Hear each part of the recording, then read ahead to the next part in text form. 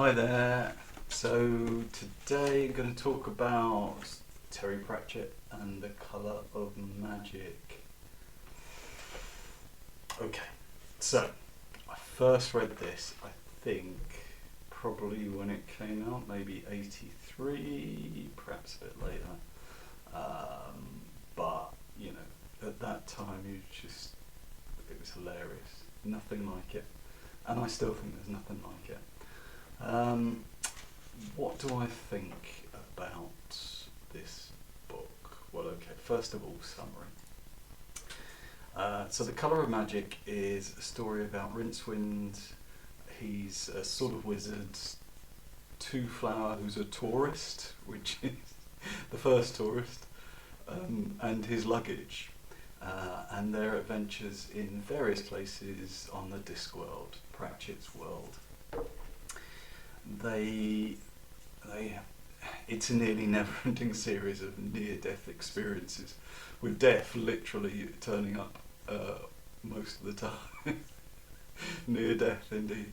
And that is Pratchett. Jokes all the time. There's lots of antagonists, lots of lots of side characters. Antagonists range from like protective civic leaders to prospective spacemen rather than protective. Anyway, what I liked about Colour of Magic, and I loved it, it's one of my favourite, Pratchett is one of my favourite authors, and this is one of the great books of that. What I liked about Colour of Magic, he's probably the funniest author ever to me. He loves to pun, he twists words, he does parody brilliantly, and generally he likes to have a laugh. You can see that he wrote it having a giggle. And people like me and his many other fans, I was reading this on the beach the other day, and giggling inanely to myself in public, and yeah, that's the effect of this book. I just think he's very, very funny. Rincewind himself is a brilliant protagonist. He's generally put upon by life, and I think most people can relate to that. They have downs, and I certainly do relate to it. One of the things about The Colour of Magic is, especially in Ankh-Morpork, it's a parody of the British class. It's a parody of London, and it's the parody of, or it feels like a parody of London, and a parody of the British class system, certainly. And Rincewind, I think Rincewind is probably autobiographical of Terry Pratchett, sort of pretty clever guy who, or at least he saw himself as who's a bit put upon and not particularly far up in the ranks, and that's how many of us feel, sort of middling, not particularly, one way or the other, not wonderful, certainly not fitting in.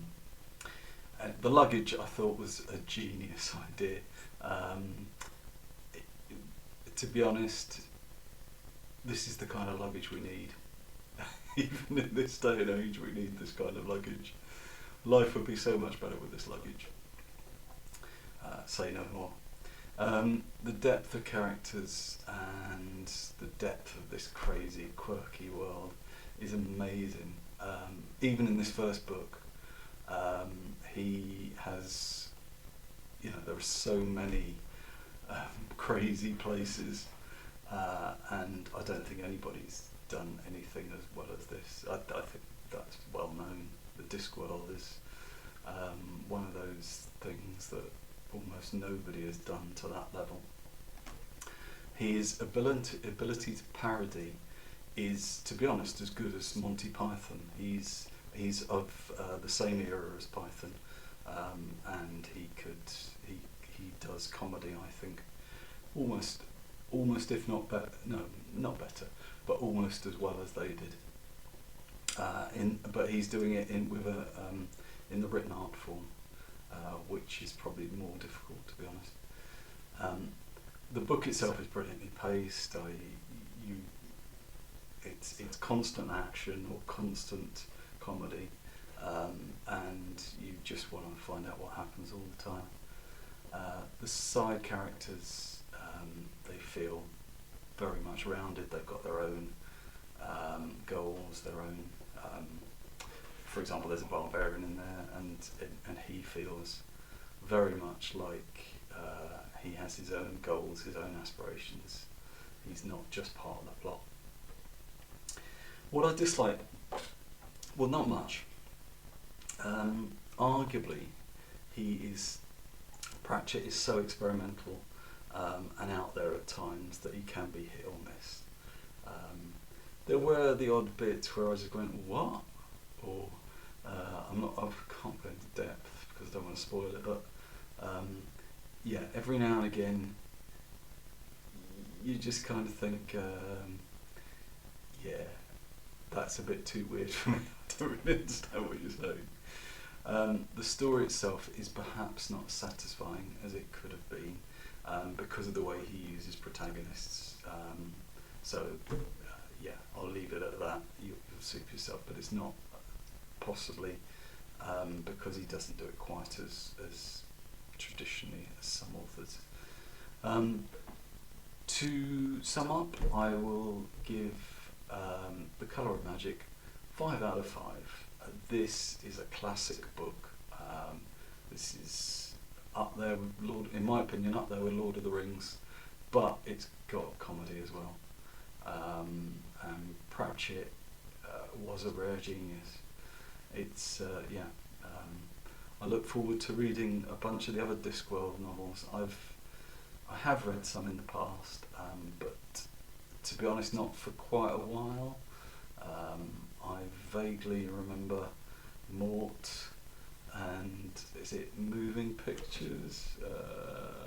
It's somewhere down here. Yeah, Moving Pictures. So yeah, I'm quite looking forward to them.